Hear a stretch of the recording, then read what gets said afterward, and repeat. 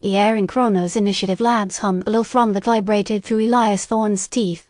It wasn't just the machinery, it was the temporal energies bleeding into the very fabric of the lab, a consequence of his father's relentless pursuit of breaching alternate realities. Elias stared at the Nexus, a swirling vortex of iridescent light contained within a massive containment field. He felt a peculiar resonance with it, a dizzying sense of both familiarity and profound disorientation. Synchronization is at 73%. Elias, Lyra's voice, cool and precise, cut through the hum. She remained a shimmering outline, her physicality still tenuous, an echo of a future beyond his comprehension. Maintain focus. A deviation could destabilize the corrective protocols. He tried. He tried to focus. But the memories, they were like shards of glass, sharp and fragmented. A woman's laughter, the scent of lilac, a cobblestone street bathed in the amber glow of gas lamps, images flitting just beyond his grasp, tantalizing and incomplete. And a man's stern face, framed by a military care, barking orders he couldn't quite recall. The resonance is fluctuating, Elias Thorne said, his voice tight with frustration. He adjusted a dial on a complex array of equipment, his brow furrowed in concentration. What's causing the instability? Temporal echo, Lyra replied, her voice devoid of inflection. Elias is acting as a conduit. His condition is complex. Complex was an understatement. Elias felt like a kaleidoscope, his identity constantly shifting. Pieces of himself scatter across an ever-expanding timeline. He looked at his hands, turning them over, as if expecting to find them altered, transformed. He's noticed minute details changing. The faint scar on his left palm now and then disappears entirely, a birthmark on his neck fading and reappearing. Father, Elias began, his voice hesitant. I remember something else.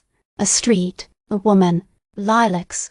Eris's face softened, a flicker of something akin to pain crossing his features. He glanced at the photograph on his desk, a faded image of a woman with kind eyes and a mischievous smile. The woman in the photograph, Elena, was someone Elias felt he should know, a connection lost in the mists of time, yet the memory of her remained frustratingly incomplete. Elena, Eris murmured, almost to himself. A beautiful name. ***, Chief Father. Elias pressed, the urgency in his voice betraying his inner turmoil.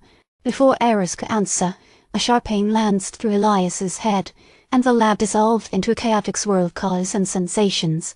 When his vision cleared, he was standing in a bustling city street, the air thick with the smell of coal smoke and exhaust. Vintage automobiles roared past, and people hurried along the sidewalks, their faces grim and preoccupied. Where Elias stammered, disoriented. Temporal blee, Lyra's voice echoed in his mind. A brief excursion into a fractured timeline.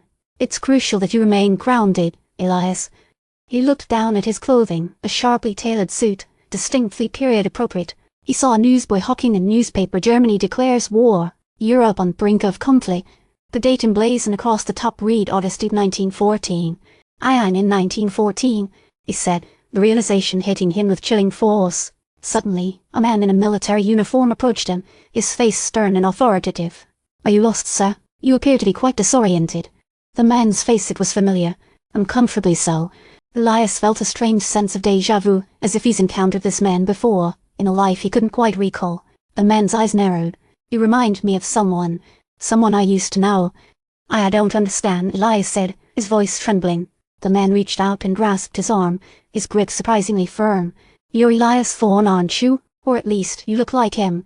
Panic flared in Elias's chest. How could this man know his name? He hadn't spoken it aloud in this timeline. He tried to pull away, but the man's grip tightened. Who are you? Elias demanded. The man smirked. Let's just say I'm a friend of your father's. A friend who believes he's being cheated. A friend who knows a great deal more about your condition than you do. The man's smirk vanished, as a ripple of temporal energy pulsed outwards, briefly distorting the surrounding environment. Elias felt a sickening lurch, and the bustling streak dissolved once more, depositing him back in the Chronos Initiative Labs. What was that? Eris exclaimed, his face pale with shock.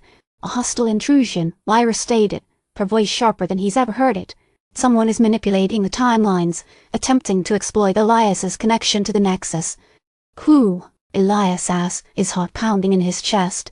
Lyra's form shimmered, momentarily revealing a glimpse of a future cityscape, ravaged by war and technological decay. A shadow from a future war. Someone who knows your father's work and intends to use its devastating effect. She then handed him a small, intricately carved device, a temporal anchor. It will stabilize your presence across timelines and offer a degree of protection. Use it wisely. Who is the enemy? Elias persisted, desperate for answers. Lyra hesitated, her form fluctuating wildly. His name is Kairos, and he believes you are the key to unlocking a power that could shatter the fabric of reality. Elias felt a chill run down his spine. He looked at the temporal anchor in his hand, a fragile shield against a looming darkness. The memories continued to surface, fleeting images of a man with cold, calculating eyes, a man who seemed to know him intimately, a man who spoke of destiny and dominion. "I need to remember," Elias said, his voice resolute. "I need to remember everything." Eris placed a hand on his shoulder, a rare gesture of comfort. "We're doing everything we can, Elias. But be careful. This isn't just about saving the past, it's about safeguarding the future." As Elias stared at his hands, he noticed something different, a faint, intricate symbol now etched onto his palm, a mark he's never seen before. A symbol that pulsed with an eerie, familiar energy, whispering of a destiny he wasn't sure he wanted to embrace. The symbol resonated with the image of the man who introduced himself as Kairos.